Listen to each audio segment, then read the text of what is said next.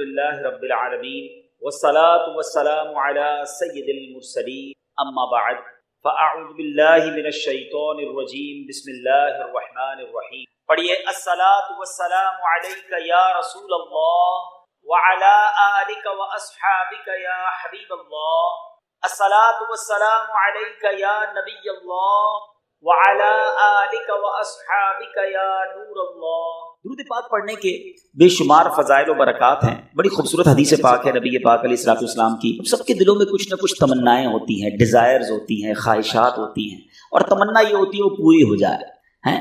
آؤ آج میں بتاتا ہوں، نبی پاک علیہ الصلوۃ والسلام نے ایک فارمولہ دے دیا ہے، ایک زبردست طریقہ بتایا ہے کہ جس سے ہماری آرزوئیں، ہماری خواہشات، ہماری تمنائیں پوری ہو سکتی ہیں۔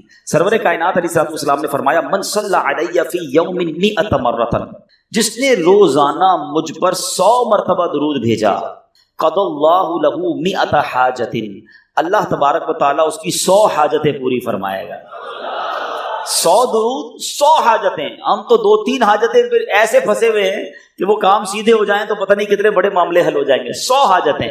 اچھا پھر کرم نوازی دیکھو، اللہ کریم ہے نا، بندوں پر مہربان ہے، وہ زیادہ جانتا ہے، بہتر جانتا ہے کون سی چیز ہمارے لیے کتنی ضروری ہے۔ تو پھر آقا فرماتے ہیں 70 منہا لآخرتہ و30 منہا لدنیا۔ آقا فرماتے ہیں ان میں 70 آخرت کی اور 30 دنیا کی حاجات ہوں گی۔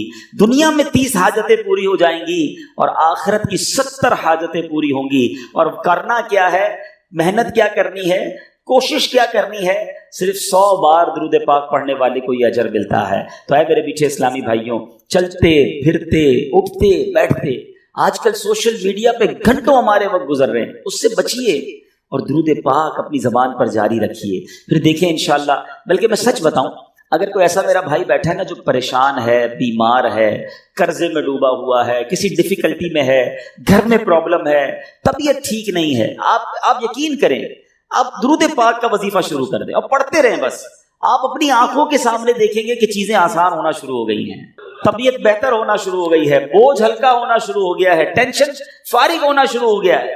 مسئلہ یہی تو ہے کہ پرابلم میں، مشکل میں ہم سب کو یاد کرتے ہیں، سب کے پاس جاتے ہیں، نہیں پکارتے تو اپنے رب کو نہیں پکارتے، اللہ کے حبیب علیہ الصلوۃ والسلام پر درود نہیں پڑھتے۔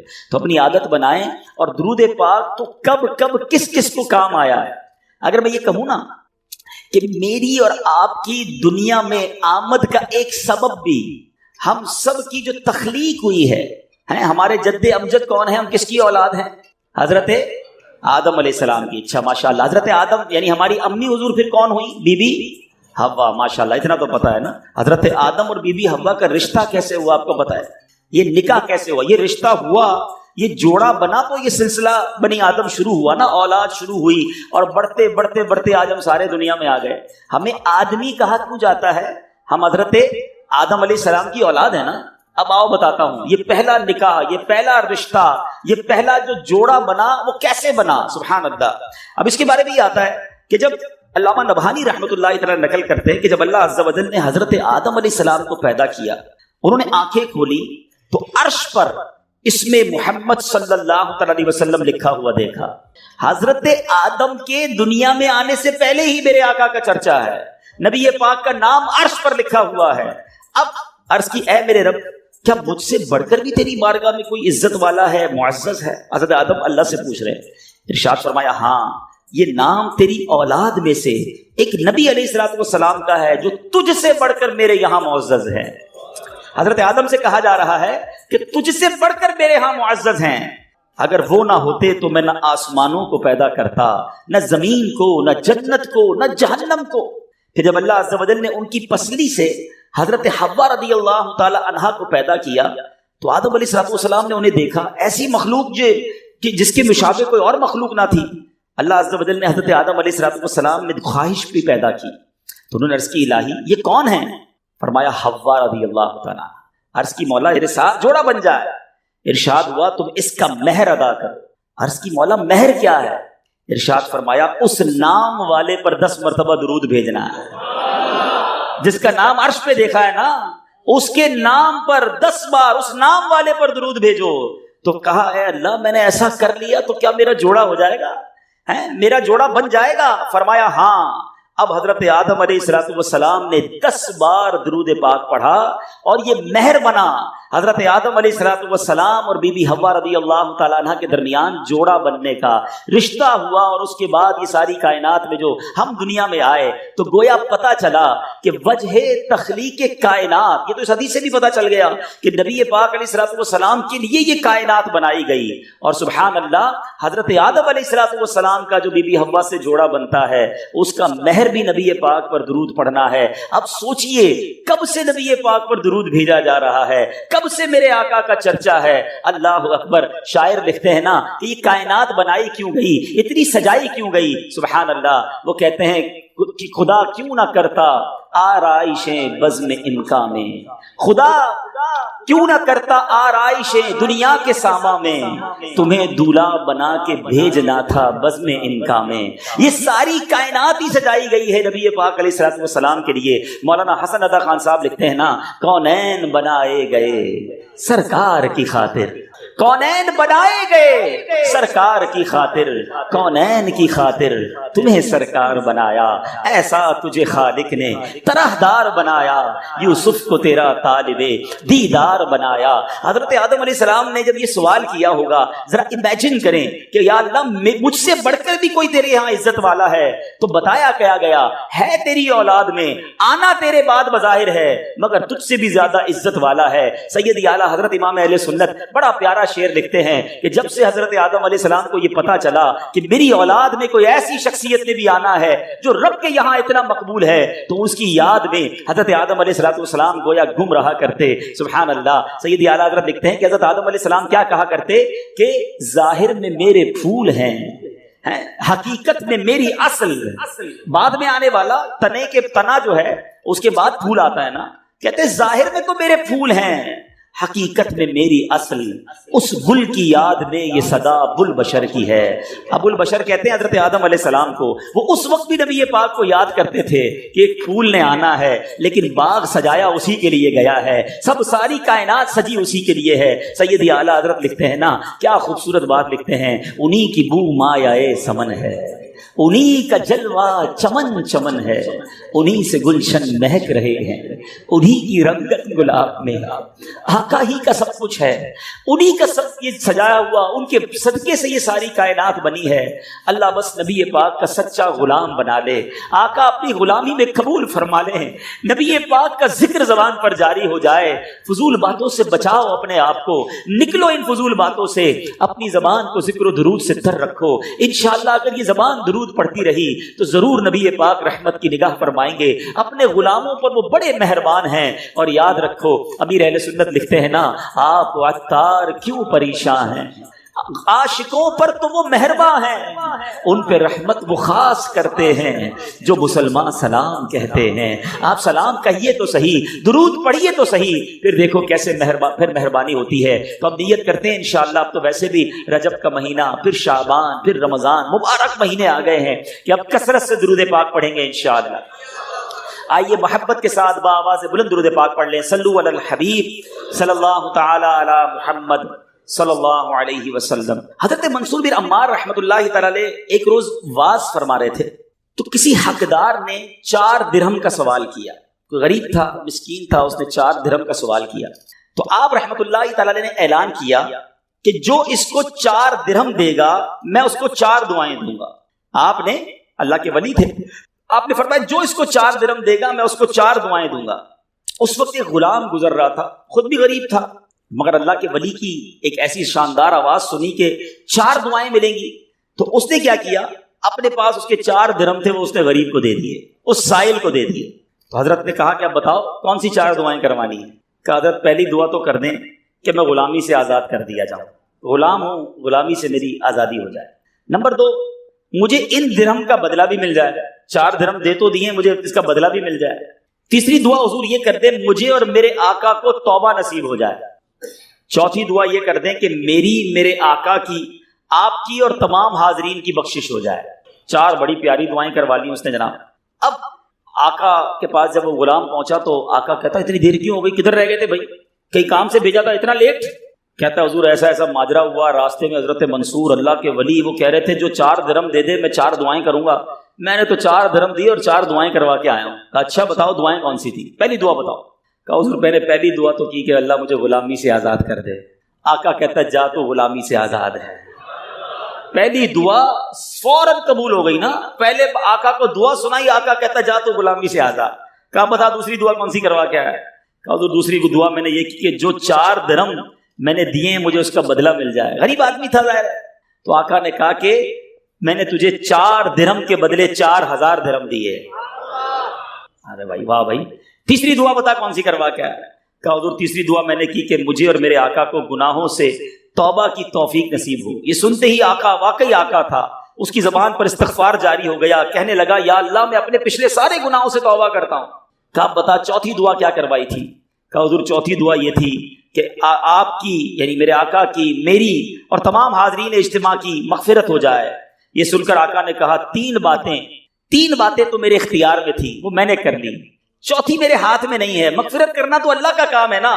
اسی رات آقا نے خواب میں کسی کہنے والے کو سنا کہ جو تمہارے اختیار میں تھا وہ تم نے کر دیا، اور میں ارحم الراحمین ہوں، میں نے تمہیں، تمہارے غلام کو، منصور بن عمار کو اور تمام حاضرین کو بخش دیا ہے۔ کیا بات ہے، کیا بات ہے، سبحان اللہ ہے۔ یہ میرے پیچھے اسلامی بھائیو یہ واقعہ جو ہے یہ کتنی زبردست موٹیویشن ہے کہ ہمیں نہیں پتا ہوتا، کسی غریب کی مدد کر کے، کسی محتاج کی مدد کر کے، کسی پریشان حال بندے کی مدد کر کے ہم کبھی کبھی ایسی دعا لے لیتے ہیں کہ ہمیں اندازہ بھی نہیں ہوتا، اور وہ ایسی دعا دے دیتا ہے کہ بگڑی بن جاتی ہے، مشکلیں ٹل جاتی ہیں۔ یہ دعائیں لینے والے بنیے، اللہ کی راہ میں خرچ کریں گے۔ آج واقعی میں صحیح بتا رہا ہوں، تو یہ بعض اوقات ایک کیفیت ہوتی ہے انسان کی کہ جب انسان کسی کی مدد کرتا ہے یا کوئی ایسا کام کرتا ہے جس سے کسی کے دل سے دعا نکلتی ہے، اور یہ تو اللہ کے ولی تھے نا، انہوں نے ہاتھ اٹھا کر یہ 4 دعائیں کی، تو سیکھنے کو یہ ملا کہ بعض اوقات اللہ کی راہ میں خرچ کر کے ہم وہ حاصل کر سکتے ہیں جو برسوں میں حاصل نہیں کر سکتے، وہ نعمتیں، وہ برکتیں حاصل ہو جاتی ہیں، وہ پریشانیاں دور ہو جاتی ہیں۔ کیونکہ روایتوں کا مضمون ہے کہ صدقہ بیماریوں کو ٹالتا ہے، صدقہ برائی کے 70 دروازے کو بند کرتا ہے، صدقہ بلا کو نیچے نہیں اترنے دیتا ہے۔ بڑی بات یاد رکھیے گا، ہمیں نہیں پتا ہوتا، ہم صبح اٹھتے ہیں مثال کے طور پہ اور کوئی بلا آنے والی ہوتی ہے، حدیثوں کا مضمون ہے جب انسان صدقہ دیتا ہے نا تو سب بلا اوپر سے اترتی ہے، صدقہ جا کے اسے روک لیتا ہے، انٹرسیپٹ کرتا ہے، اور یہ لڑائی جاری رہتی ہے، صدقہ بندے پر بلا اترنے نہیں دیتا۔ اب بعض اوقات کیا ہوتا ہے، کئی لوگ ہوں گے جو بیانات بھی سنتے ہیں، کتابوں میں بھی پڑھتے ہیں کہ اللہ کی راہ میں 1 خرچ کرو 10 ملتا ہے۔ اب وہ ہو سکتا ہے مسجد میں ڈبے میں 100 روپے ڈالیں اور شام دکان پہ انتظار کر رہے ہوں کہ ابھی تک 1000 روپے بنے نہیں ہیں۔ مولانا صاحب نے تو کہا تھا 1 کا 10 ہو جائے گا، کسی فقیر کو 10 روپے دیے انتظار کر رہے ہیں، 100 روپے کہاں ہے بھائی، ملٹی پلائی بائی 10 ہو کے ملنا چاہیے تھا۔ تو ہم صرف مالی فائدہ سوچ رہے ہیں۔ میں آپ سے پوچھنا چاہتا ہوں، آپ نے اللہ کی راہ میں خرچ کیا 1000 روپے، 10,000 روپے یا 1,00,000 روپے، اور اب آپ منتظر ہیں کہ ملٹی پلائی ہو جائے، لیکن کیا معلوم آپ کے گھر میں آگ لگنے والی تھی، کیا معلوم آپ کا روڈ پر ایکسیڈنٹ ہونے والا تھا، کیا معلوم آپ کا بچہ جو باہر کھیل رہا تھا اس پر کوئی خطرناک بلا آنے والی تھی، مگر آپ نے جو صدقہ دیا اس سے وہ بلا ٹال دی گئی۔ مجھے بتاؤ وہ 1000 کا 10,000 ہونا اچھا تھا یا ہم پر اتنی بڑی بلا کا ٹلنا اچھا تھا؟ تو ہمیشہ اللہ کی راہ میں صدقہ دیجئے، آپ یقین کریں آپ خوشحال ہو جائیں گے، آپ کی مشکلیں آسان ہوں گی۔ مگر دوبارہ وہی بات کروں گا کہ نیت اچھی ہو، صدقہ دیتے وقت، خرچ کرتے وقت، کسی کی مدد کرتے وقت احسان نہ جتانا۔ یاد نہیں تجھے تیرے بچے کی شادی میں نے کرائی تھی، بھول تو نہیں کیا قرضہ میں نے دیا تھا، ہاں تو ریڈی لگاتا تھا، میں نے تجھے جناب دکان کا کرایہ دیا تھا۔ یہ احسان جتا کر تو صدقہ ضائع ہو جائے گا۔ یا ایھا الذین آمنوا لا تبطلوا صدقاتکم بالمن والاذی، اے ایمان والو اپنے صدقے ضائع نہ کرو احسان جتا کر، تکلیف پہنچا کر۔ تو کچھ لوگ صدقہ دیتے بھی ہیں، مدد کرتے بھی ہیں، پھر ساری زندگی جتا رہے ہوتے ہیں، تو یہ بربادی ہے، یہ نہ کریں۔ بس اللہ کے لیے، اللہ کی رضا کے لیے آپ خرچ کریں اور پھر دیکھیں اس کی برکتیں کیسے ملتی ہیں۔ قرآن میں اللہ تبارک و تعالیٰ اپنی راہ میں خرچ کرنے والوں کو کیسا مژدہ سناتا ہے، کیسی خوشخبری ہے، کیسا فرمان ہے۔ اللہ فرماتا ہے ان المصدقین والمصدقات واقرضوا اللہ قرضا حسنا یضاعف لهم ولهم اجر کریم، بے شک صدقہ دینے والے مرد اور صدقہ دینے والی عورتیں اور وہ جنہوں نے اللہ کو اچھا قرض دیا ان کے دونے ہیں اور ان کے لیے عزت کا ثواب ہے۔ اب کمال یہ ہے، یہ ایک جگہ نہیں، قرآن میں کئی جگہ اللہ تبارک و تعالیٰ نے قرض کا لفظ استعمال کیا ہے. کوئی اللہ کو جو اچھا قرض دے. مجھے ایک بات بتائیے, میں آپ میں سے کسی کو کوئی 10,000 روپے رکھوائے اور تھوڑے دنوں بعد کہے کہ ذرا وہ 10,000 میں سے 5,000 روپے دے دو, تو اس 5,000 دینے والے نے کوئی کمال کیا؟ اس کا تو کوئی کمال نہیں نا. پیسے میرے تھے اور میں نے کہا کہ میرے 10,000 میں سے 5,000 مجھے دے دو. کیا کمال کیا؟ میرے پیسے دے واپس دے دیے. مگر اللہ کی شان دیکھو, اللہ کی کرم نوازی دیکھو, شان کریمی دیکھو. ہم سب کو دانا دانا اس نے دیا ہے. ہم تو پیدا ہوئے تھے, کپڑے بھی جسم پر نہیں تھے, کھانے کو اس نے دیا, پہننے کو اس نے دیا, گھر اس نے دیا, مال اس نے دیا, سب اس نے دیا. مگر جب اس کی راہ میں خرچ کرنے کی باری آتی ہے تو کہتا ہے, فرماتا ہے قرآن میں, ہے کوئی جو اللہ کو اچھا قرض دے؟ اللہ کا مال ہے, ہم نے کیا کمال کرنا تھا؟ ہم خرچ کرتے, کچھ بھی نہ دیتا اس کے بدلے, پھر بھی اسی کا مال تھا. مگر مہربانی دیکھو, مال بھی وہ دیتا ہے, توفیق بھی وہ دیتا ہے, خرچ کریں تو ثواب بھی وہی دیتا ہے, عطا بھی وہی کرتا ہے. اور علماء نے بڑی زبردست اس پہ ڈیبیٹ کی ہے, مفسرین نے بحث کی ہے کہ جناب ان آیتوں میں قرض کا لفظ کیوں لایا گیا. اللہ اکبر. فرمایا جب آپ اور میں, دنیا میں بندہ کسی کو قرضہ دیتا ہے نا, تو امید ہوتی ہے یہ قرضہ واپس ملے گا. اگر امید نہ ہو تو پھر یہ قرض نہیں ہے, پھر تو تحفہ ہو جائے گا. آپ کسی کو تحفہ دیتے ہیں تو آپ کو پتہ یہ واپس نہیں آئے گا, لیکن قرضہ دیتے وقت آپ طے کرتے ہیں کتنے دنوں میں دو گے, کب دو گے, کیسے لوٹاؤ گے. تھوڑی بندہ معلومات بھی کرتا ہے, یار قرضہ دے رہا ہوں, واپس ملے گا نہیں ملے گا. تو قرض کے جب بھی لفظ لون آئے گا, قرض آئے گا, اس کا مطلب یہ کہ یہ واپس ملنا ہے. تو اللہ نے قرآن میں گویا وعدہ فرما لیا ہے کہ تم جو میری راہ میں خرچ کرتے ہو, یہ اللہ کو قرض دینا ہے, یہ تمہیں واپس ملے گا, یہ لوٹایا جائے گا اور زیادہ دیا جائے گا. تو ہمیں اللہ کی راہ میں خرچ کرتے وقت یہ ذہن رکھنا چاہیے. سبحان اللہ. اب بانٹنے سے کیا گھٹتا ہے؟ بڑی خوبصورت حدیث بات, ذرا سمجھیے گا. ایک بار حضرت عائشہ صدیقہ رضی اللہ تعالی عنہا سے مروی ہے کہ اہل بیت نے, نبی پاک کے گھر والوں نے ایک بکری ذبح کی اور پیارے آقا علیہ الصلوۃ والسلام تشریف لائے. بکری ذبح کی اور انہوں نے کچھ تقسیم بھی کر دی. حدیث کا مضمون ہے, نبی پاک آئے اور ارشاد فرمایا کہ اے عائشہ کیا بچا ہے؟ بکری کو کاٹا تھا, تقسیم کی, کیا بچا؟ عرض کی گئی کہ حضور کاندھے کے سوا کچھ نہیں بچا ہے. کاندھے کا گوشت بچا لیا گیا ہوگا, باقی بانٹ دیا. نبی پاک نے ایک جملے میں ساری بات سمجھا دی, اگر آپ سمجھ جائیں. آقا نے فرمایا عائشہ کاندھے کے سوا سب بچ گیا ہے. بات آ رہی ہے سمجھ میں؟ کہا کیا گیا؟ حضور کاندھا بچ گیا ہے, کاندھے کے سوا کچھ نہیں بچا. اور نبی پاک نے فرمایا کاندھے کے سوا سب بچ گیا ہے, یعنی جو بٹ گیا ہے وہ بچ گیا ہے. یہ ذہن بنا لو کہ آج میں نے اور آپ نے جو اللہ کی راہ میں خرچ کیا وہی بچا ہے, ورنہ باقی تو ہم کھا کے ختم کر دیں گے نا. اگر ہم مر جائیں گے تو یہ پیسے تو بچوں کے وراثت میں چلے جائیں گے. میرے لیے کیا بچا ہے؟ میرے لیے وہی بچا ہے جو میں نے آگے بھیج دیا ہے, جو بانٹ دیا ہے, جو خرچ کر دیا. عقل اگر آ جائے ہمیں, اللہ کرے کہ ہمیں اس بات کی سمجھ آ جائے کہ آج اگر خوشحالی ہے, آج اگر مال جیب میں ہے, بینکوں میں پڑا ہے, گھر خالی پڑے ہیں, یہ خالی پڑے رہ جائیں گے اور میں دنیا سے چلا جاؤں گا. اگر میں چاہتا ہوں یہ آخرت کے اکاؤنٹ میں جمع ہو جائیں, میں یہ پیسہ لے کر جنت میں جاؤں اور اس پیسوں کے بدلے جنت کی نعمتیں کما لوں, تو مجھے یہاں یہ اللہ کی راہ میں خرچ کرنا پڑے گا. اور یہ بات میں نہیں کہہ رہا, آپ اور میں یہاں رہنے والے بھی, یہاں بھی کمیٹی ڈالی جاتی ہوگی, BC ہوتی ہوگی کہ تھوڑے تھوڑے پیسے جس میں جمع ہوتے ہیں اور وقت پر مل جاتے ہیں. انسان کمیٹی ڈالتا ہے کہ یار کبھی برے وقتوں میں کام آئے گی, بچی کی شادی میں کام آئے گی. ایسا ہوتا ہوگا نا آپ کے یہاں بھی. اب میں آپ کو حدیث قدسی سناتا ہوں. حدیث قدسی ہے جس کا مضمون ہے, اے ابن آدم اپنا مال میرے پاس جمع کرا دے. اللہ فرماتا ہے اے ابن آدم اپنا مال میرے پاس جمع کرا دے, نہ جلے گا, نہ ڈوبے گا, نہ کم ہوگا. میں تجھے اس دن لوٹاؤں گا جس دن تجھے ایک ایک نیکی کی ضرورت ہوگی. Security deposit. یہ بعض اوقات جو مسجد میں ہمارے آگے سے ڈبہ جاتا ہے نا, یا کبھی کوئی اسلامی بھائی جھولی لے کے بیٹھے ہوتے ہیں, یہ جب جیب سے آپ پیسے نکال کے ڈالتے ہو نا, اس وقت ذہن بناؤ کہ یہ جا نہیں رہا, یہ جمع ہو رہا ہے میرے آخرت کے اکاؤنٹ میں. اور ڈال دوں یار, ابھی آج کل پیسے اچھے ہیں, تھوڑے اور ڈال دوں, جمع ہو جائے, ادھر ملے گا. تو جب بھی آپ کے دن اچھے ہوں, یقین کریں جب آپ کے ہاتھ کھلا ہو, آپ کو لگتا ہے یار اللہ نے بڑا نوازا ہوا ہے, تو فوراً آخرت کے لیے سوچیں.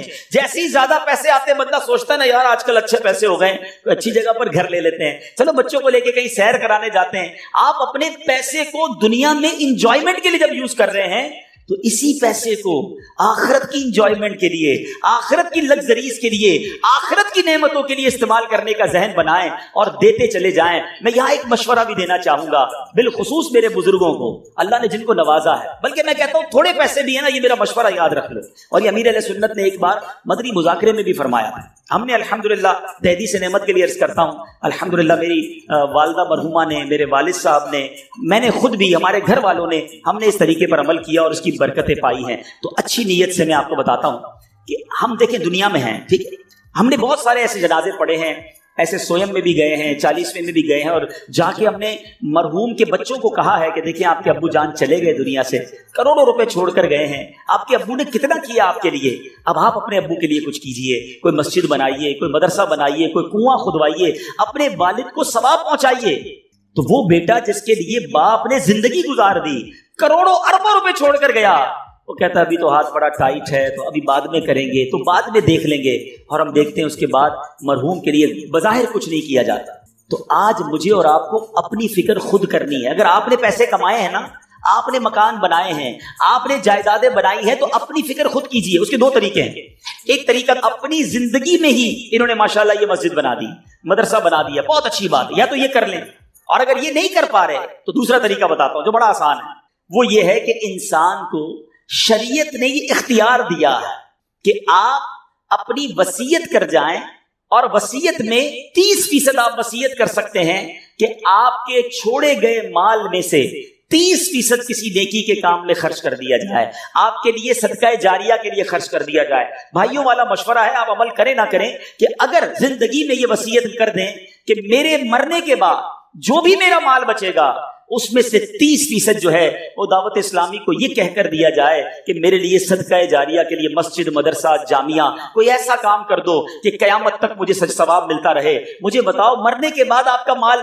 70% تو بچوں کے لیے بچے گا نا، 30% کو اپنے ساتھ لے جاؤ، اپنی جنت بنا لو۔ ورنہ ہوتا یہ ہے کہ ساری زندگی والد نے محنت کی، محنت کرتے کرتے بوڑھا ہو گیا، لاکھوں کروڑوں روپے کی جائیدادیں چھوڑ کر گیا، اور مرنے کے بعد خاندان میں کوئی ایصال ثواب، کوئی خرچ کرنے کے لیے تیار نہیں ہے۔ تو دو چیزیں یاد رکھیں، ایک تو زندگی ہی میں اپنے لیے ثواب جاریہ والے کام کر لیں۔ اللہ کی رحمت سے دعوت اسلامی ساری دنیا میں مسجدیں بنا رہی ہے، ماشاءاللہ ایسے کئی کام ہو رہے ہیں جو قیامت تک چلنے والے ہیں۔ آپ اپنی زندگی میں اپنے لیے وہ کام کر لیجئے، اور اگر ایسا نہ بھی کر سکیں اور کر بھی لیا ہو تو وصیت کرنے میں تو کوئی حرج نہیں ہے کہ مرنے کے بعد تو میرا مال میرے پاس رہنا ہی نہیں ہے، تو کیوں نہ وہ میرے ساتھ جنت میں مجھے کام آ جائے۔ اور آج بھی صدقہ کیسی کیسی پریشانیوں اور بیماریوں کو دور کرتا ہے، اللہ اکبر۔ ایک اور ایمان افروز واقعہ سناتا ہوں کہ ایک بار حضرت عیسیٰ علیہ نبینا علیہ الصلوۃ والسلام کے زمانے میں ایک دھوبی تھا جو لوگوں کے کپڑے آپس میں تبدیل کر دیتا تھا، یعنی لوگوں کے کپڑے ملا دیتا، لوگ بڑے پریشان تھے اس سے۔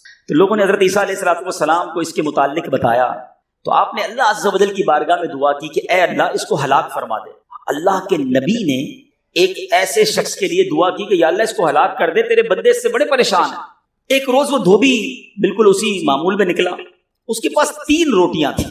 ایک سائل آیا، ایک فقیر آیا، اور اس نے کہا کہ اللہ کے لیے مجھے روٹی دے دی۔ تو آپ نے اس دھوبی نے ایک روٹی اس سائل کو دے دی۔ سائل نے دعا دی کہ اللہ تعالیٰ تجھ سے آفات سماویہ کا شر دور کر دے، آسمانی بلاؤں کو دور کر دے۔ دھوبی بڑا متاثر ہوا، بڑی پیاری دعا دی، ایک اور روٹی بھی دے دی۔ اس سائل نے دعا دی کہ اللہ تعالیٰ تجھے جملہ آفتوں سے محفوظ رکھے، اس نے تیسری روٹی بھی دے دی۔ اب اس سائل نے دعا دی اللہ تجھے توبہ کی توفیق عطا فرما۔ اب اس دوران ایک بڑا سانپ اس کی گٹھڑی میں داخل ہو چکا تھا، کیونکہ حضرت عیسیٰ نے دعا کی تھی اس کو ہلاکت کی۔ ایک بڑا سا سانپ جو ہے اس کی کپڑوں کی گٹھڑی میں داخل ہو چکا تھا۔ جب دھوبی نے کپڑے لینے کا ارادہ کیا تو اس سانپ نے اسے ڈسنا چاہا، ایک فرشتے نے اسی وقت سانپ کو لوہے کی لگام ڈال دی اور دھوبی سلامتی کے ساتھ واپس آ گیا۔ لوگوں نے حضرت عیسیٰ علیہ السلام سے کہا کہ یا روح اللہ، آپ نے دعا کی تھی، یہ بندہ تو ایسے ہی ہٹا کٹا گھوم رہا ہے، بالکل ٹھیک، کچھ مسئلہ ہی نہیں ہوا اس کے ساتھ، سلامت۔ تو آپ نے اس دھوبی کو بلایا، بتا تو نے کون سی ایسی بھلائی کی ہے، میں نے تیری ہلاکت کی دعا کی اور تو بالکل سلامت گھوم رہا ہے۔ وہ کہتا حضور میں نے 3 روٹیاں صدقہ کی ہیں، اتنے گناہ، اتنی خطائیں، سارا شہر پریشان، مگر جب صدقہ کیا 3 روٹی کا، آپ نے اس سانپ سے پوچھا کہ تو نے قتل کیوں نہیں کیا، تیری تو ڈیوٹی تھی نا۔ تو سانپ کہتا ہے اے اللہ کے نبی، اللہ نے آپ کی دعا تو قبول فرما لی، مجھے ہلاک کرنے کے لیے بھیج بھی دیا، مگر جب اس دھوبی نے ایک سائل کو صدقہ دیا تو ایک فرشتے نے مجھے لوہے کی لگام ڈال کر روک لیا۔ اب وہ دھوبی بھی سارا واقعہ سن رہا تھا کہ اتنے گناہ ہیں، سامنے ایک چھوٹا سا صدقہ کیا، میری ہلاکت رک گئی۔ اس دھوبی نے بھی توبہ کر لی، اپنے گناہوں سے تائب ہو گیا۔ کیا سیکھنے کو ملا؟ صدقہ بلاؤں کو ٹالتا ہے، صدقہ مصیبتوں کو ٹالتا ہے، صدقہ عمر میں برکت لاتا ہے۔ ایک بار حضرت داؤد علیہ نبینا علیہ الصلوۃ والسلام کے پاس ایک شخص تھا، اور وہ حضرت ملک الموت آئے اور اس کو بڑا گھور کے دیکھنے لگے۔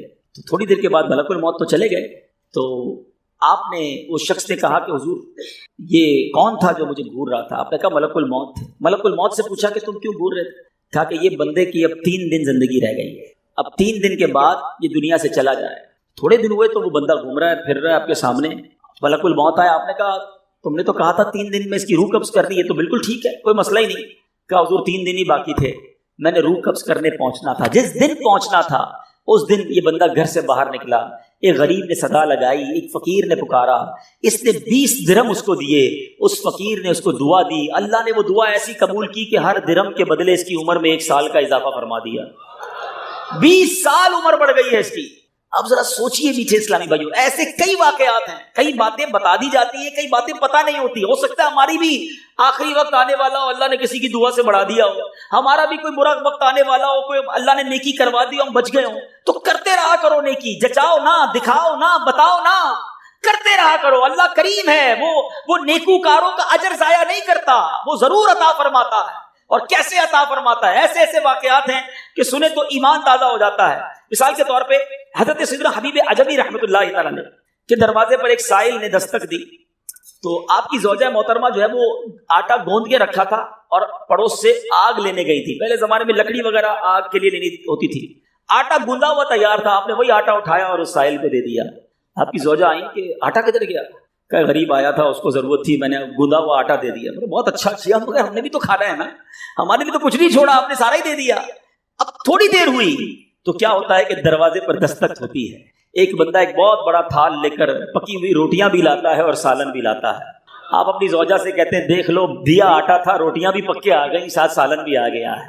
تو یہ بلیف ہوتا تھا، اللہ والوں کا یقین ہوتا تھا کہ یہ خرچ کیا ہے، یہ ملنا ہی ملنا ہے۔ اللہ کرے کہ ہم اللہ کی راہ میں بس خرچ کرنے والے، صدقہ دینے والے، اللہ کی راہ میں دل کھول کر خرچ کرنے والے بن جائیں۔ ڈھونڈیے، آپ کے پڑوس میں کوئی پریشان ہوگا، تلاش کیجئے، آپ کے رشتہ داروں میں کوئی غریب پریشان ہوگا، آپ کے دوستوں میں پریشان ہوگا۔ اچھا ایک اور بات بتاؤں، جو واقعی صحیح معنوں میں سفید پوش ہوتے ہیں نا، وہ بولتے نہیں ہیں کسی کو۔ آپ کہیں گے یار کسی دوست نے تو کچھ مدد مانگی نہیں ہے، رشتہ دار تو کوئی آیا ہی نہیں گھر پہ، پڑوسی نے تو کبھی کچھ نہیں کہا، وہ کہیں گے نہیں۔ آپ ڈھونڈیے، تلاش کیجئے، جنت میں گھر چاہیے نا۔ مثال دیتا ہوں، آپ کو کوئی یہ کہے کہ جناب کسی پریشان حال کو ڈھونڈ کر 1000 روپے دو اور اس کے بعد فلاں بینک سے 1 لاکھ روپے لے لو، تو پھر پریشان حال فوراً مل جائے گا۔ سیدھا سیدھا ابھی ڈھونڈتا ہوں جناب 1000 کیوں، 2000 دوں گا تو 2 لاکھ نہیں ملیں گے، تو بندہ یہ کہے گا نا، جب آپ کو سامنے نفع نظر آئے تو سب پریشان حال بھی مل جائے گا۔ اللہ کے بندوں، جنت میں محل کا وعدہ ہے، ڈھونڈیے نا۔ آپ کے غریب رشتہ دار پریشان ہوں گے، کسی کی بچی کی شادی ہونے والی ہوگی، کوئی بیچارہ گھر میں اچھا کھانا نہیں کھاتا ہوگا، چلے جائیں اس کے گھر اور اس کی کچھ مدد کر کے آئیں۔ اور ایک اور بات بھی بتا دوں، بعض اوقات جب یہ پریشان حالوں کی پریشانیاں دور کرنے کی بات ہوتی ہے نا، تو بندہ سمجھتا ہے یار یہ پیسے سے ہی دور ہوگی، میں تو ہوں غریب۔ تو یہ بھی نہیں ہے، ہر پریشانی پیسے سے دور نہیں ہوتی۔ اگر پریشانیوں کا حل پیسہ ہوتا تو دنیا میں کوئی مالدار پریشانی نہ ہوتا، اس کو پریشانی آتی، پیسے خرچ کرتا، پریشانی دور کر دیتا۔ ایسا نہیں ہے، ہر پریشانی کا مداوا، ہر پریشانی کا سولوشن پیسہ نہیں ہے۔ آپ کو یہ نہیں کہا گیا کہ جو مالی مدد کرے گا اسے جنت میں محل دیا جائے گا، جو کسی مسلمان کی پریشانی دور کرے۔ بعض اوقات حوصلہ دینے سے پریشانی دور ہو جاتی ہے، ہمت دلانے سے پریشانی دور ہو جاتی ہے۔ یار گھبرانا نہیں، میں تمہارے ساتھ ہوں، ٹینشن مت لینا، میں بیٹھا ہوں۔ بیمار ہے، اس کے گھر چلے گئے، تھوڑی دیر اس کے ساتھ بیٹھے، اسے ڈاکٹر کے پاس لے گئے، کسی کا بیچارے کا کوئی معاملہ ہے تو ساتھ جا کر وہ معاملہ حل کروا دیا۔ یہ کبھی کبھی کچھ اچھے میٹھے بول بھی پریشانی دور کر دیتے ہیں، لیکن ہمیں اچھے بول بھی تو آنے چاہیے، مسکرانا بھی تو آنا چاہیے، حوصلہ دینے بھی تو آنا چاہیے۔ سیدی اعلیٰ حضرت امام اہل سنت کمال کی بات لکھتے ہیں، آپ فرماتے ہیں شربت نہ دیں نہ دیں، کریں بات لطف سے۔ شربت نہیں پلانا، نہ پلاؤ، اچھی بات تو کر لو یار۔ شربت نہ دیں نہ دیں، کریں بات لطف سے، یہ شہد ہو تو پھر کسے پرواہ شکر کی ہے۔ بعض اوقات مسکرا کر مل لینا بندے کے دکھ دور کر دیتا ہے. چند اچھی باتیں. ہمیں آ کر کوئی کہتا نا یار بڑی بیمار ہوں پریشان ہوں, اچھا چلو ٹھیک ہے یار اب کل سے ٹائم پہ آ جانا. ارے اللہ کے بندے, اس نے اپنی پریشانی بتائی, تھوڑا اس سے ہمدردی تو کریں. اچھا کیا ہو گیا, خیر تو ہے, کیسے بیمار ہو گئے, ڈاکٹر کو دکھایا کہ نہیں, میری ضرورت ہے تو بتائیں, کوئی کام ہو تو بتائیں. آپ نے پیسے دیے 5 جملوں میں؟ نہیں دیے نا, مگر کیا بتاؤ اس کا درد کم نہیں ہو گیا ہوگا, اس کو حوصلہ نہیں مل گیا ہوگا. یاد رکھو میٹھے اسلامی بھائی, یہ جو الفاظ ہیں نا, ہماری باتیں ہیں, یہ الفاظ زخم پر مرہم کا کام بھی کرتے ہیں, اور یہی الفاظ زخم پر نمک کا کام بھی کرتے ہیں. ہم بعض اوقات کسی کے زخموں پر نمک چھڑک دیتے ہیں, وہ پریشان ہے, تکلیف میں ہے, مصیبت میں ہے, اور اس کو ایسا جملہ کہہ دیتے ہیں کہ اس کی پریشانی بہت بڑھ جاتی ہے. اور کبھی کبھی چند اچھے جملے انسان کا غم بھلا دیتا ہے. اللہ کے واسطے اچھا بولنا سیکھیے, نرم ہو جائیے, شفیق ہو جائیے. مثال کے طور پہ کوئی بندہ آیا کہ یار اسکوٹر کا ایکسیڈنٹ ہو گیا, اور میں نے تو پہلے ہی پتا تھا تیرا ایکسیڈنٹ ہونا ہے, تو چلاتا ہی صحیح نہیں ہے, پہلے ہی تیزی سے چلاتا ہے, کیوں چلاتا ہے اسکوٹر جب چلانے نہیں آتی؟ اب بتاؤ بندہ کیا یار ایکسیڈنٹ بھی ہوا ہے, اس کے باتیں بھی سنوں میں, تو یہ زخم پر نمک ہو گیا نا. آپ یہ باتیں بعد میں سمجھا لینا کہ یار تیز مت چلایا کرو, مگر ابھی تو حوصلہ دیں, ابھی تو بیچارے کی طبیعت پوچھیں, ابھی تو اس کی پریشانی دور کریں. تو ایسی بہت ساری مثالیں ہیں کہ جب بھی ہمارے پاس کوئی پریشان حال آئے نا, تو اس سے اچھی بات کریں, حوصلہ دیں, پریشانی دور کریں. تو انشاءاللہ میں بھی کوشش کرتا ہوں, آپ بھی کوشش کریں کہ انشاءاللہ رجب میں ضرور کسی کی پریشانی دور کریں گے انشاءاللہ. اب یہ سینکڑوں اسلامی بھائی یہاں بیٹھے ہیں, ہم سب ایک ایک کی پریشانی دور کریں گے تو ہزاروں مسلمانوں کی پریشانیاں دور ہو جائیں گی نا. یہ اسلام کی بیوٹی ہے, یہ اسلام کی خوبصورتی ہے کہ مسلمان کی مدد کرے, اس کی پریشانی دور کرے. مالی پریشانی ہے تو دور کریں, جسمانی پریشانی ہے تو دور کریں. بعض اوقات فقط مورل پریشانی, پریشان ہوتا ہے, اکیلا ہوتا ہے, تنہا ہوتا ہے, مایوس ہو گیا ہوتا ہے, آپ اٹھا دیں اسے, ہمت دے دیں, وہ اگلا کھڑا ہو جاتا ہے. تو ہمیں یہ کام کرتے رہنا چاہیے. تو بہرحال آج کے اس مختصر سے بیان میں جو میں نے چند باتیں قرآن و حدیث کی روشنی میں, بزرگان دین کے واقعات کی روشنی میں آپ کو بتائیں کہ اللہ کی راہ میں خرچ کیجئے, دل کھول کر خرچ کیجئے. صلو علی الحبیب صلی اللہ تعالی علی. جو بندہ یہ کہے نا کہ دعا پتہ نہیں قبول ہوگی یا نہیں, اس کی قبول ہی نہیں ہونی ہے, وہ نہ مانگے. یقین چاہیے, وہ بلیف چاہیے, وہ یقین ساتھ ہو تو پھر دعا عرش تک جاتی ہے. اللہ سے دعا کرو تو گھبراؤ نہیں, اللہ سے دعا کرو تو یقین رکھو. اگر واقعی دل سے دعا ہے تو رب راستے بنائے گا, وہ غیب سے مدد فرمائے گا. مجھے لگتا ہے میرا مسئلہ بڑا ہے. اور پھر میں وہی بات کروں گا کہ جس کی ماں زندہ ہے, خدا کی قسم ماں کی دعائیں لے لو, پوچھو ان سے جن کی ماں چلی گئی. آج جس کی ماں نہیں نا, وہ کس سے دعائیں کروائے, وہ کس سے التجائیں کروائے. سفر پہ ہوتے تھے تو پیچھے کوئی تھا جو مصلی بچھا کر دعا کرتا تھا.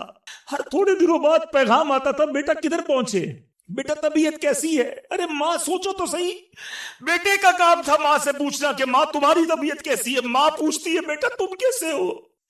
ہم نے راتوں کو اٹھ کر ماں کو جگایا, ماں پیٹ میں درد ہے. کبھی ماں نے ہمیں بتایا کہ میرے پیٹ میں درد ہے بیٹا. اپنی تکلیفیں سہتی رہی, اپنی تکلیفیں سہتی رہی, مگر ہمیں راحتیں پہنچاتی رہی. لے لو دعائیں, یہ دعاؤں کا سائبان ہے. نہ کرو ماں کو تنگ, نہ کرو اسے پریشان. جتنی بھی بڑی پریشانی میں ہو نا, ماں کے قدموں میں بیٹھ جاؤ, کہ ماں میرے لیے دعا کر دے. تمہاری ماں نے دعا کر دی نا, یہ عرش تک جاتی. اور ایک اور بات بتا دوں, کچھ دعائیں وہ ہیں جو ہم کہتے ہیں ماں دعا کر دو, ابو دعا کر دی, یہ الگ بات ہے, وہ کرتے ہیں. اتنی خدمت کرو کہ کہنا نہ پڑے. ماں خود دعا کرے, یا اللہ میرے بیٹے کی خیر کر دے. ماں والد خود دعا کرے, یا اللہ میرے بیٹے کے بگڑے کام بنا دے. پھر دیکھو کیا ہوتا ہے تمہارے ساتھ. اللہ کے حبیب علیہ الصلوۃ والسلام فرماتے ہیں, جس کا مضمون ہے جب کوئی فاسق, فاجر, گناہگار شخص اللہ کی بارگاہ میں دعا کرتا ہے, اللہ فرشتوں سے فرماتا ہے اس کا کام جلدی کر دو. کیوں؟ فرماتا ہے اس کا مانگنا پسند نہیں آ رہا, اس کی آواز اچھی نہیں, جلدی کام کر دو. اور فرمایا جب اللہ کا کوئی نیک بندہ, رب کا محبوب, جب اللہ کی بارگاہ میں دعا کرتا ہے, اللہ فرشتوں سے فرماتا ہے ابھی اس کو نہ دینا, ابھی اس کا کام نہ کرنا, اس کو اور مانگنے دو, مجھے اس کا مانگنا بڑا پسند آ رہا. میں آپ سے پوچھتا ہوں خدا کی قسم, میں جو مانگوں وہ مجھے میرا رب دے دے, یہ اچھا ہے یا زندگی میں ایک دعا میں ایسی کروں کہ اللہ جبریل سے کہے کہ میرے بندے کا کام نہ کرنا, اس کو اور مانگنے دو, ہے میرے فرشتوں اور مانگنے دو, مجھے اس کا مانگنا بڑا پسند آ رہا. کاش زندگی میں ایک دعا, مجھے بتاؤ نا, میرا رب یہ کہہ دے کہ میرے بندے کی آواز مجھے پسند ہے, پھر تو میرا کام ہو گیا نا, میرے رب کو میں پسند آ گیا, اس سے بڑی کیا چیز ہے. مگر بدقسمتی ہے اس شخص کے لیے جو اللہ کی بارگاہ میں شکوہ کرتا ہے کہ میرا کام نہیں ہو رہا، میری دعا قبول نہیں ہو رہی۔ جلدی نہ مچایا کرو، اللہ پر بھروسہ رکھو۔ اور اب آخری بات سے اور آپ کا کلاؤڈ کلیئر ہو جائے گا۔ وہ لوگ جو کہتے ہیں پتہ نہیں میرے مسئلے حل کیوں نہیں ہو رہے، میں اللہ کی بارگاہ میں اتنا دعا کرتا ہوں مسئلہ حل نہیں ہوتا۔ سنو، اب میں آپ کو ایک لاجیکلی مثال دیتا ہوں یا عقلی مثال دیتا ہوں۔ آپ والد ہیں، آپ میں سے بہت سارے والد ہوں گے، کئی بڑے بھائی ہوں گے، آپ نے بچے پالے ہیں یا کئی ابھی بھی بچے والے ہیں۔ میں آپ سے سوال کرتا ہوں، آپ کا چھوٹا بیٹا ہو، اسمال چائلڈ، بیمار ہو جائے، گلا خراب، فلو، شدید کھانسی، اب وہ بچہ آپ سے ضد کرے کہ ابو جان میں نے آئس کریم کھانی ہے، میں نے ٹھنڈا شربت پینا ہے، کھانسی بھی ہو رہی ہے، بتائیے آپ پلائیں گے اس کو؟ جواب دیجئے۔ سب منع کر رہے ہیں، نہیں پلائیں گے نا؟ اچھا، اب وہ بچہ رونا شروع کر دے، آپ کے بالکل سامنے بیٹھے چیخے مار رہا ہے، رو رہا ہے، آپ کا ایک دوست بھی ساتھ بیٹھا ہے، وہ ابھی آیا، دیکھا بچہ رو رہا ہے آئس کریم کے لیے، باپ کہہ رہا نہیں کھلاؤں گا۔ اب دوست کیا کہے گا؟ یار کیسے والد ہو، بچہ رو رہا ہے کھلا دو نا آئس کریم۔ اس کو پتہ نہیں ساری بات، تو آپ اس کو کیا رپلائی دیں گے؟ آپ کہیں گے میں والد ہوں، مجھے پتا ہے بچے کو کب کیا دینا ہے، ابھی آئس کریم کھلا دوں گا تو گلا خراب ہو جائے گا، یہ اور بیمار ہو جائے گا، اس کو آئس کریم دینا اس سے محبت نہیں ہے، دشمنی ہے۔ ایسا ہی ہے؟ ذرا بات میرے ساتھ رہیے گا۔ اب بڑی دل پر ہاتھ رکھ کر میری بات سننا، تم والد ہو، تمہیں پتا ہے بچے کو کب کیا دینا ہے، میرے خالق کو نہیں پتا مجھے کب کیا دینا ہے؟ میں مانگ رہا ہوں یا اللہ روزی میں برکت دے، وہ نہیں دے رہا، میں مانگ رہا ہوں یا اللہ اولاد دے، وہ نہیں دے رہا، میں گر گڑا رہا ہوں یا اللہ کرائے کے مکان میں ہوں اپنا مکان دے دے، وہ نہیں دے رہا، اے مولا میں فلاں ملک میں جانا چاہتا ہوں، ویزے لگانا چاہتا ہوں، نہیں مل رہے ویزا۔ ارے کیوں یقین نہیں رکھتے؟ جتنے ادھر بیٹھے ہو میں آپ سے پوچھتا ہوں، کون ہے جو یہ کہتا ہے میری ماں مجھ سے محبت نہیں کرتی؟ ارے ماں تو وہ ہستی ہے جو اپنے سکھ قربان کر کے ہمیں سخی کرتی ہے، اور ساری رات ہمارے لیے جاگنے والی ہماری ماں ہے۔ تو جو ماں تکلیف نہیں دے سکتی، وہ ماؤں سے زیادہ پیار کرنے والا کیسے ہماری دعا قبول نہیں کرے گا؟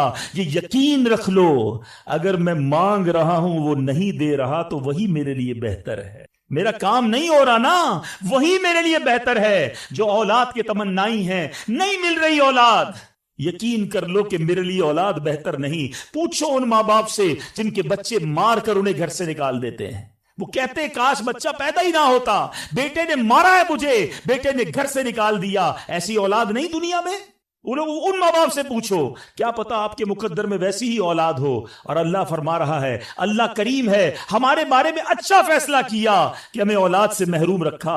اے میرے بندو، جب تمہیں ماں باپ پر یقین ہے کہ وہ برا فیصلہ نہیں کرتے تو اپنے خالق پر یقین کر لو۔ اب اگر یہ سوچ لو گے نا تو آپ کی لائف بڑی پرسکون ہو جائے گی۔ اب آپ ٹینشن میں نہیں رہیں گے، دعا کریں گے، کام ہو گیا تو بھی اللہ کا شکر، نہیں ہوا تو بھی اللہ کا شکر ہے، میرے لیے بہتر تھا نا، اللہ نے اس لیے نہیں کیا۔ یقین کر لو اپنے مالک پر۔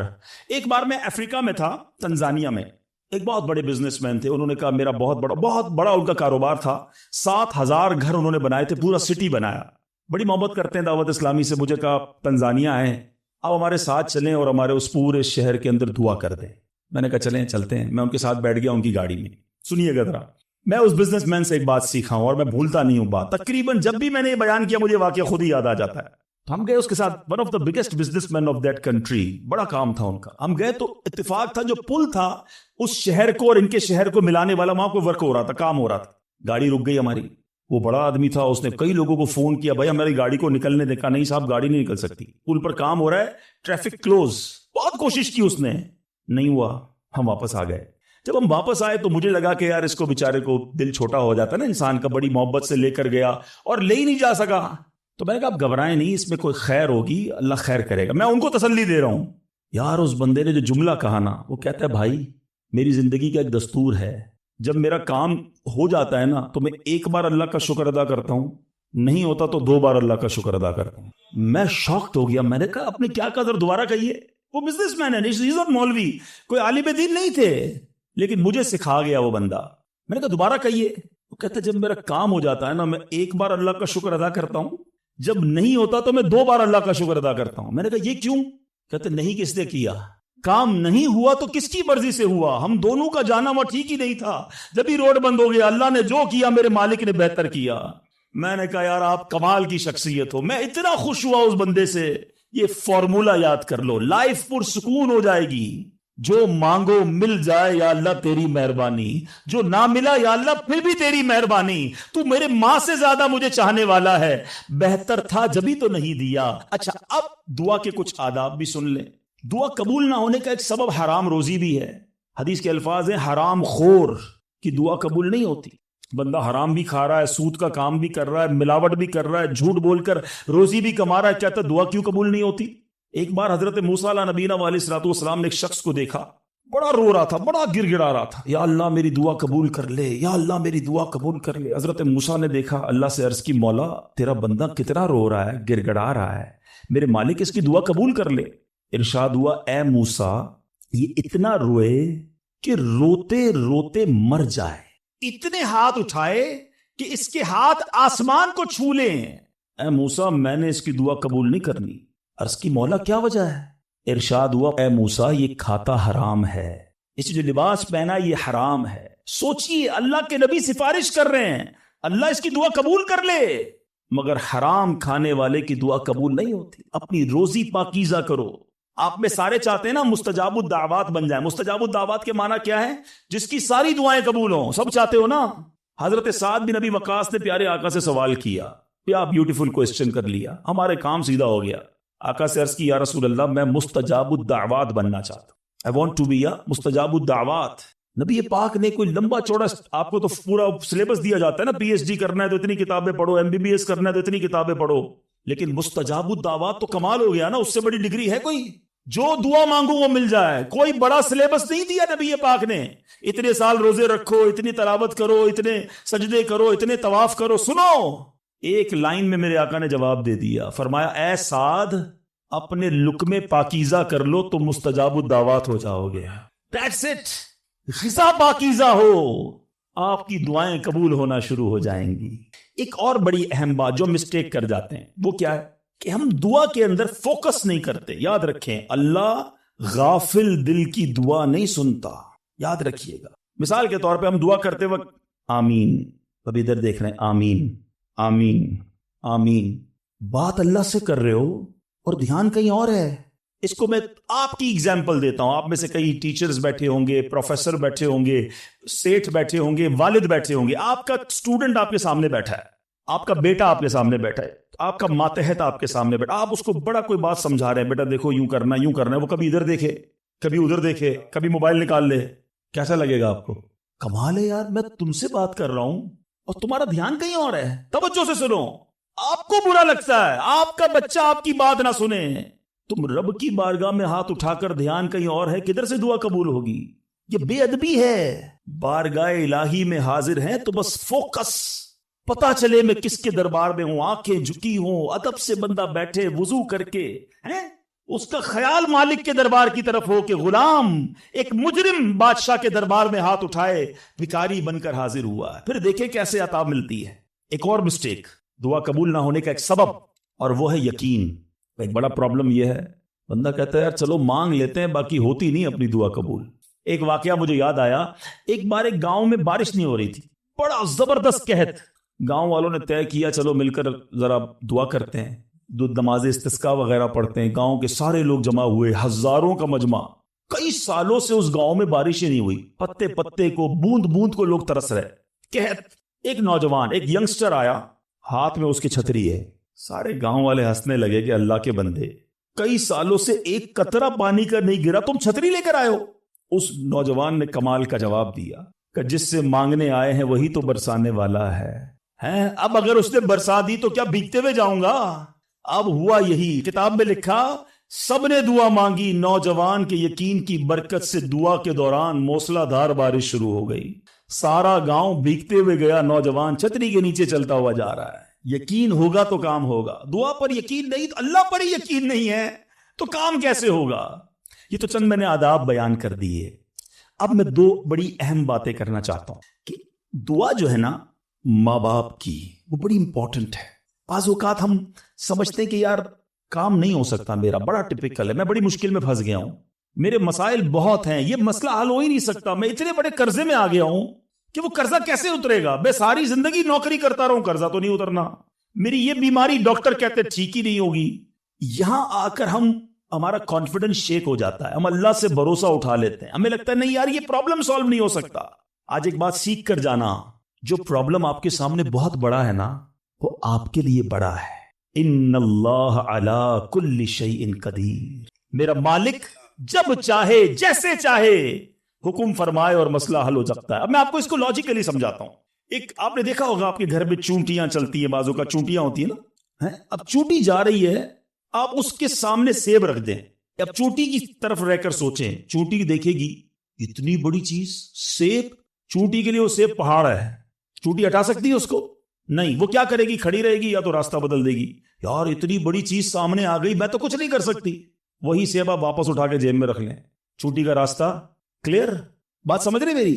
سیب چونٹی کے لیے کیا تھا, پہاڑ. آپ کے لیے کیا ہے, سیب. آپ نے اٹھایا واپس جیب میں رکھ لیا, چونٹی کے سامنے سے پہاڑ ہٹ گیا. جو پرابلم میرے اور آپ کے سامنے ہے نا, میرے لیے پہاڑ ہے, آپ کے لیے پہاڑ ہے, آپ کو لگتا ہے سالو ہی نہیں ہو سکتا. ان اللہ علی کل شیء قدیر, وہ جب چاہے جیسے چاہے, منٹوں میں, منٹ بھی زیادہ ہیں, سیکنڈوں میں پرابلم سالو کرتا ہے. دل سے دعا مانگو. اب میں آپ کو ایک واقعہ سناؤں, ایک ڈاکٹر کا بڑا ہی زبردست واقعہ میں نے کتاب میں پڑھا. ڈاکٹر احمد اس شخص کا نام تھا. ایک کنٹری میں وہ بڑا زبردست ڈاکٹر تھا اور one of the biggest doctor of that country. حکومت نے پلان کیا کہ اس ڈاکٹر کو کنٹری کا سب سے بڑا ایوارڈ دینا ہے, سب سے بڑا انعام. ایک سیمینار مقرر کیا گیا, اس کو ایز اے اسپیشل گیسٹ مہمان خصوصی بلایا گیا. کہا دنیا بھر سے لوگ بلائیں گے, پاکستان کے یا اس ملک کے بڑے لوگ آئیں گے, آپ کو گفٹ دیا جائے گا, آپ کو ایوارڈ دیا جائے گا. ڈاکٹر صاحب بڑے خوش کہ میرے اعزاز میں اتنی بڑی تقریب. مثال دیتا ہوں, ان کی منڈے کو تقریب تھی, سنڈے کو انہوں نے فلائٹ بک کر لی کیپٹل جانے کے لیے, دارالحکومت میں جانے کے لیے. سنڈے کو جب فلائٹ ٹیک آف ہوتی ہے, بڑے خوش ہیں ڈاکٹر صاحب کے لائف ٹائم ایک ایسا ایوارڈ مجھے ملنے والا ہے جو پوری زندگی میں نہیں ملا مجھے. فلائٹ ٹیک آف ہوئی اور جہاز جو ہے وہ جیسے ہی ٹیک آف ہوا تھوڑی دیر بعد موسم خراب ہو گیا. جہاز میں بڑے ہچکولے آنے لگے, بڑی گھبراہٹ ان کو ہو گئی. ایسا لگا کہ جہاز کہیں حادثے کا شکار نہ ہو جائے. کیپٹن نے اعلان کیا کہ جہاز میں کوئی فنی خرابی ہے, موسم بھی بڑا خراب ہے, ہمیں کسی چھوٹے سے ایئرپورٹ پر جہاز اتارنا پڑے گا. اس جہاز کو ایک چھوٹے ایئرپورٹ پر خیریت سے لینڈ کروایا گیا. سب لوگوں نے سکون کا سانس لیا. ڈاکٹر صاحب پریشان تھے کہ مجھے آج کسی صورت بھی کیپٹل دارالحکومت پہنچنا ہے, کل ایوارڈ میرے لیے ہے, ساری دنیا آنی ہے اور میں نہیں پہنچ سکا. ڈاکٹر صاحب ویٹ کرتے رہے کہ اب کب اڑے گا. ایئرپورٹ کے عملے نے کہا کہ حضور آج جہاز نہیں اڑ سکتا, یہ جہاز میں ایسی خرابی ہے, ہمارا ایئرپورٹ بھی بہت چھوٹا ہے, ہمارے یہاں کوئی ٹیکنیکل اسٹاف نہیں ہے, یہ کل ہو سکے گا. ڈاکٹر صاحب کہے میں مر جاؤں گا, بہت بڑا پرابلم ہو جائے گا, مجھے کل بہت بڑا ایوارڈ ملنا ہے, مجھے کیپٹل پہنچنا ضروری ہے. کہ دیکھیں اگر آپ نے واقعی وہاں پہنچنا ہے نا تو اس کا آسان حل یہ ہے, آپ گاڑی کرائے پہ لیں, جہاں جانا ہے وہ 6-7 گھنٹے کی ڈرائیو ہے, آپ رات تک پہنچ جائیں گے, آپ جہاز کا انتظار نہ کریں. ڈاکٹر صاحب کو مشورہ سمجھ آیا, رینٹ ا کار لی, گاڑی ڈرائیو کرنا شروع کی. سارے راستے میں بارش, بجلی چمک رہی ہے, اکیلا ڈرائیور گاڑی چلا رہا ہے. ڈاکٹر صاحب اچانک اس کو سمجھ ہی نہیں آئی, راستہ پہلی بار تھا, وہ کسی ان نون راستے پر چڑھ گیا, موٹر وے سے اتر کر کسی چھوٹے راستے پہ چلا گیا. چلتے چلتے چلتے بارش زبردست, بھوک زیادہ لگی. ڈاکٹر کو احساس ہو گیا کہ میں غلط راستے پر آ گیا. اب بارش بھی اتنی, بھوک سے برا حال. دیکھا ایک چھوٹا سا گھر, اس میں بلب جل رہا تھا. اس ڈاکٹر نے گاڑی وہاں پارک کی, دروازہ نوک کیا. ایک بوڑھی خاتون باہر نکلی. کہا بیٹا کون ہو؟ کہا ماں جی راستہ بھول گیا ہوں, بارش بہت ہے. کہا بیٹا اندر آ جاؤ. اس خاتون نے جو گھر میں کھانا بنا تھا ڈاکٹر کو پیش کیا. ڈاکٹر احمد کو بھوک بڑی لگی تھی, کھانا کھا لیا. اب اس بوڑھی ماں کے پیچھے ڈاکٹر نے دیکھا ایک جوان بیٹا بستر پر لیٹا ہے. کہا ماں جی یہ کون ہے؟ کہا بیٹا میرا پوتا ہے, شدید بیمار ہے, میں غریب عورت ہوں مگر میرے پوتے کو جو میری زندگی کا سہارا, ایک ایسی بیماری ہو گئی ہے. ہمارے گاؤں میں نے کئی ڈاکٹروں کو دکھایا ہے, ڈاکٹر کہتے ہیں کہ اس کا علاج پاکستان میں ایک ہی ڈاکٹر ہے جس کا نام ڈاکٹر احمد ہے, وہی کر سکتا ہے. بیٹا ہر نماز کے بعد دعا کرتی ہوں کہ اتنے پیسے جمع ہو جائیں کہ میں اپنے اس معذور بیٹے کو ڈاکٹر احمد کے پاس لے جاؤں. تم مجھے مسافر لگتے ہو, ذرا تم بھی دعا کر دو میرے بیٹے کا علاج ہو جائے. ڈاکٹر احمد دسترخوان پر بیٹھ کر رونے لگا. کہتا ہے ماں جی میرے جہاز کا خراب ہونا, چھوٹے ایئرپورٹ پر اترنا, میری گاڑی کا راستہ بھولنا اور آپ ہی کے دروازے پر آ کر کھڑے ہونا, یہ فقط آپ کی دعاؤں کا ثمرہ ہے. میں ہی ڈاکٹر احمد ہوں, آج آپ کے گھر میں آ گیا ہوں, میں آپ کے بیٹے کا علاج کروں گا. یہ ہے دعا. اور آخری بات آج کے بیان کی کہ کبھی کسی کی بد دعا نہ لینا. دعا اثر رکھتی ہے نا تو بد دعا بھی اثر رکھتی ہے. ہائے جو ہوتی ہے نا دل سے نکلتی ہے وہ برباد کر دیتی ہے انسان کو. اگر آپ کو لگتا ہے نا کہ یار میرا چلتا کاروبار خراب ہو رہا ہے, میری زندگی میں پرابلم شروع ہو گئی ہیں, میرے گھر میں بڑی خوشیاں تھیں, آہستہ آہستہ چیزیں خراب ہو رہی ہیں, فوراً چیک کرو کسی پر ظلم تو نہیں کیا, کسی کی ہائے تو نہیں لی. ایک بار میں نے ایک واقعہ اسی کتاب میں یہ واقعہ بھی پڑھا کہ ایک مچھیرا تھا اور ایک پولیس والا کوتوال اس مچھلی بازار میں گیا اور اس نے دیکھا بڑی تازہ مچھلی مچھیرا بیچ رہا ہے. کہا کتنے کی ہے دکھاؤ ذرا. اس نے کہا صاحب اتنے 100 روپے کی ہے. کہا کبھی ہم نے کسی کو پیسے دیے؟ مچھلی چھینی اور چلا گیا. وہ غریب مچھیرا بڑی چیخیں ماری کہ بھائی میری روزی ہے, میں نے آج بچوں کے لیے کھانا لے کر جانا ہے, مگر اس پولیس والے نے نہیں سننا تھا. وہ اس مچھلی کو لے کر چلا گیا. مچھلی اتنی فریش تھی کہ وہ پھڑک رہی تھی. اسی پھڑکنے کے دوران اس مچھلی نے اس پولیس والے کے انگوٹھے پہ کاٹ لیا. نارمل سا تھا معاملہ تھا. گھر آیا, بیوی کو کہا مچھلی پکاؤ, فریش فش لایا ہوں. مگر تھوڑی دیر بعد انگوٹھے میں درد شروع ہو گیا. اور آپ جانتے ہیں انفیکشن کس کو کہتے ہیں, چیزوں کا خراب ہونا کس کو کہتے ہیں. اس کے انگوٹھے میں شدید پین شروع ہو گیا, بہت درد. کھانا بعد میں کھاؤں گا, پہلے دوست ڈاکٹر ہے اس کے پاس جاتا ہوں. اس کے پاس گیا, کہا ڈاکٹر صاحب دیکھیں یہ انگوٹھے میں کیا ہو گیا ہے, بہت لال ہو گیا, بہت درد ہو رہا ہے.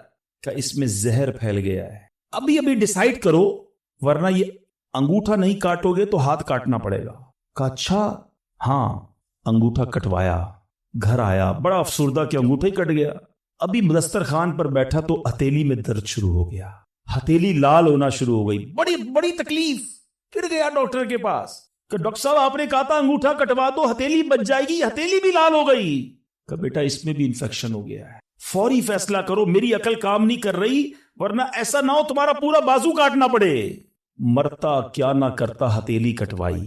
پھر گھر آیا, پٹی بندی ہوئی ہاتھ پہ, آنکھوں میں آنسو ہیں, تڑپ کے لیٹا. لیکن رات چین سے نیند نہ آئی, ہاتھ میں درد ہونا شروع ہو, پورا ہاتھ لال ہو گیا, پریشان. ڈاکٹر کے پاس جانے والا تھا, اس کا ایک دوست بڑا سمجھدار تھا, وہ دیکھ رہا تھا کہ شام